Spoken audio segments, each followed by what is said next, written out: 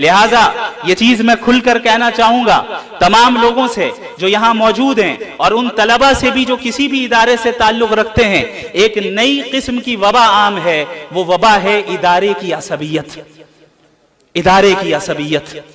اور اس عصبیت کی بنیاد میں بھی، اس عصبیت کی بنیاد پر ہمارے درمیان انتشار ہو رہا ہے۔ میں یہاں پر چاہتا ہوں کہ ہم سب اس بات کا اعلان کریں کہ ہم اور آپ ایک ہیں، ہم مختلف نہیں ہیں۔ ہم یہ نہ دیکھیں کون ندوی ہے، کون قاسمی ہے، کون مظاہری ہے، بلکہ اس بات کا اعلان کریں کہ ہم ندوی قاسمی عصبیت کی دیوار کو آج ہی منہدم کرتے ہیں۔ ندوہ اور دیوبند ایک ہی ہے، ندوہ اور دیوبند کا مقصد ایک ہی ہے، وہ مقصد اللہ کے دین کی حفاظت اور اس کی اشاعت ہے۔ طریقہ کار میں اختلاف ہو سکتا ہے، جزئیات میں اختلاف ہو سکتا ہے، اور یہ اس امت کی خوبی ہے، اسے تسلیم کرنا ہے۔ اللہ رب العالمین سے میں دعا گو ہوں کہ آپ تمام حضرات کو جزائے خیر عطا فرمائے۔ یہ آپ حضرات کی دعاؤں کا نتیجہ ہے کہ جو کچھ بھی اللہ نے کل ٹوٹی پھوٹی باتیں میری زبان سے کہلوا دی، محض اس کا فضل ہے، اور اس کے بعد آپ حضرات کی دعائیں۔ اور میں ایک چیز اور بتاؤں کہ اس ڈیبیٹ اور مناظرے کو جو انجام دیا ہم نے، اس کی آخری تیاری اسی سرزمین دیوبند میں ہوئی الحمدللہ۔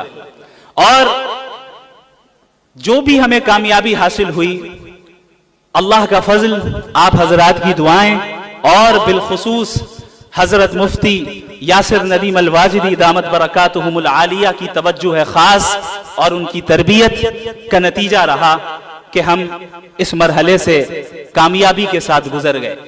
حضرت مولانا رحمہ اللہ حفظہ اللہ تعالی، رحمہ اللہ لغوی اعتبار سے کہنا صحیح ہے، اللہ ہم سب پر رحم کرے، ہم سب پر رحم فرمائے۔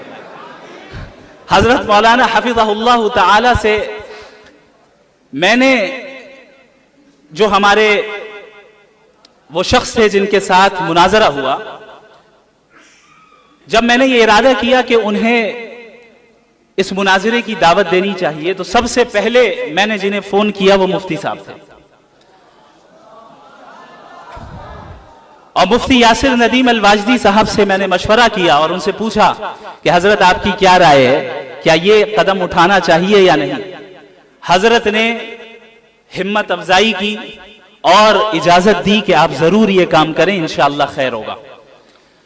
اور اس وقت سے لے کر ابھی تک مسلسل حضرت نے میرا تعاون کیا اور میری مدد کی۔ جو فکر میں ندوۃ العلماء سے لے کر آیا تھا کہ مغربی تہذیب کے خلاف کام کرنا ہے، اور حضرت مولانا ابو الحسن علی ندوی رحمہ اللہ کی تحریروں سے جو فکر مجھے حاصل ہوئی، کیونکہ آپ سب کو معلوم ہونا چاہیے کہ حضرت مولانا علی میاں ندوی رحمہ اللہ اکثر مغربی تہذیب کے خلاف لکھتے تھے، اور اکثر یہ کہتے تھے کہ اس زمانے کا سب سے بڑا فتنہ ہے، اس کا مقابلہ کرنا چاہیے۔ یہاں تک کہ انہوں نے یہ جملہ کہا کہ مجھے یقین ہے کہ اگر آج ابو حنیفہ زندہ ہوتے، امام مالک زندہ ہوتے، امام شافعی زندہ ہوتے، امام احمد بن حنبل رحمہم اللہ اجمعین زندہ ہوتے، تو تھوڑی دیر کے لیے شاید فقہ کی تدوین کو بھی روک دیتے اور مغربی تہذیب کے رد پہ لگ جاتے۔ یہ اللہ کا فضل ہے کہ اللہ رب العالمین نے دارالعلوم دیوبند کے فارغ اور ملک کے بلکہ عالمی سطح کے معروف اسکالر جناب مفتی یاسر ندیم الواجدی کا انتخاب فرمایا کہ وہ اس محاذ پر ایک پوری ٹیم تیار کریں۔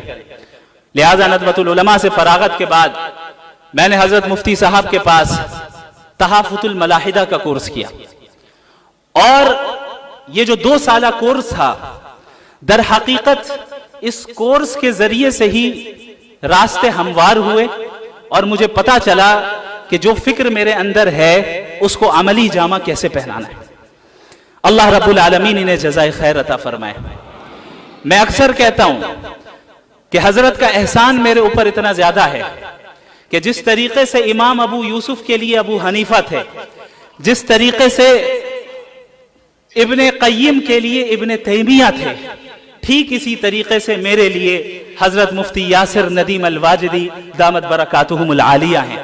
اللہ رب العالمین ان کی عمر میں برکت عطا فرمائے، ان کے فیض کو عام فرمائے، ان کو صحت عطا فرمائے، اور ان کی निगरानी में हम सब को काम करते रहने की तौफीक अता फरमाए। कुछ दिनों से मैं ये सोच रहा था कि आखिर क्या वजह है कि इन साहब के साथ मुनाजरा करने के लिए अल्लाह ने मेरा इंतखाब किया। क्या ही बेहतर होता कि हजरत मुफ्ती यासिर नदीम अल वाजदी साहब मुनाजरा कर रहे होते। तो बड़े गौर व फिक्र के बाद ये बात मेरे जहन में आई कि शायद अल्लाह रब्बुल आलमीन को हजरत मुफ्ती यासिर नदीम अल वाजिदी को ऐसे मकाम पर फायज करना था जहां से वो ये कह सके कि भाई तुझसे तो मेरा शागिर्द ही निमट लेगा। अल्हम्दुलिल्लाह। I love you too. बारकल्लाहु फीकुम। इंशाअल्लाह ताला ये सिलसिला दीन की हिफाजत का जारी रहेगा और आप हजरात को देखकर ये उम्मीद करता हूं और ये मुझे एहसास होता है कि इंशाअल्लाह आप में से हर एक फर्द जदीद फितनों का मुकाबला करने के लिए तैयार होगा। जितने फितने सर उठाएंगे इंशाअल्लाह हर घर से शमाइल उठेगा। इंशाअल्लाह जितने भी फितने उठे इंशाअल्लाह इस दीन की हिफाजत करने के लिए हर सदी में रिजालुल्लाह खड़े होंगे। जिस तरह हर जमाने में ऐसे रिजालुल्लाह को अल्लाह ने पैदा किया कि वो अपने अपने जमाने के फितनों को उन्होंने कुचल कर रख दिया और उन जंजीरों को तोड़ कर रख दिया। इस जमाने में अल्लाह रब्बुल आलमीन ने मगरिबी तहजीब के फितने के मुकाबले के लिए जिस जमात का इंतखाब किया है उसकी इब्तिदा के लिए अल्लाह रब्बुल आलमीन ने हजरत वाला का इंतखाब फरमाया है। अल्लाह रब्बुल आलमीन हम सब को तौफीक दे, दीन पर कायम रहने की तौफीक दे, उलूम शरइया को समझने की तौफीक दे, उस पर अमल करने की तौफीक दे। और एक चीज मैं और बताता हूं और उसके बाद मैं अपनी बात मुकम्मल करूंगा इंशाअल्लाह। इस इदारे में रहते हुए आप अपने असातिज़ा की कदर कर लें, अपने असातिज़ा का एहतराम कर लें। याद रखें जो दुआएं आप अपने असातिज़ा से इस वक्त हासिल कर लेंगे उनके नताइज आप अपनी मौत तक देखेंगे और मौत के बाद भी इंशाअल्लाह देखेंगे। मैं फख्र के तौर पर नहीं बल्कि तहदीस बिन नेमत के तौर पर यह बात बताता हूं, सिर्फ इसलिए कि आपको इस बात पर तरगीब दिलाऊं कि अपने असातिज़ा की कदर किस तरह करनी चाहिए। जब मैं नदवतुल उलमा में पढ़ता था तो हजरत मौलाना सईदुर रहमान अल आज़मी दामत बरकातुहुमुल आलिया मुहतमिम दारुल उलूम नदवतुल उलमा के घंटे में अक्सर मैं इस चीज की कोशिश करता था कि मैं ऐसी जगह पर बैठ जाऊं कि हजरत जब किताब पढ़ाकर उठें और बाहर की तरफ जाएं तो हजरत को जूते में पहनाऊं। लिहाजा बाज तलबा के दरमियान मुसाबका होता था कि कौन दरवाजे के करीब बैठ रहा है। मैं वक्त से पहले आता था, वहां बैठ जाता था और यह सिलसिला पूरे साल रहा। जब उनकी क्लास होती उनका दर्जा लगता मैं उन्हें जूते पहनाता। हजरत ने पूरे साल कुछ नहीं कहा। साल के आखिर में जब मैं फारिग हो रहा था हजरत ने यह जुमला कहा कि आपने मुझे जूते पहनाने की जिम्मेदारी आपने ही ले ली है। मैं दुआ करता हूं अल्लाह आपके जरिए से इस दीन का इल्म मशरिक व मगरिब में फैलाएगा। मैं समझता हूं कि ये जो कुछ भी काम कल हुआ ये मेरे असातिज़े किराम की दुआओं का नतीजा है। मेरा इसमें कोई दखल नहीं, कोई भी दखल नहीं।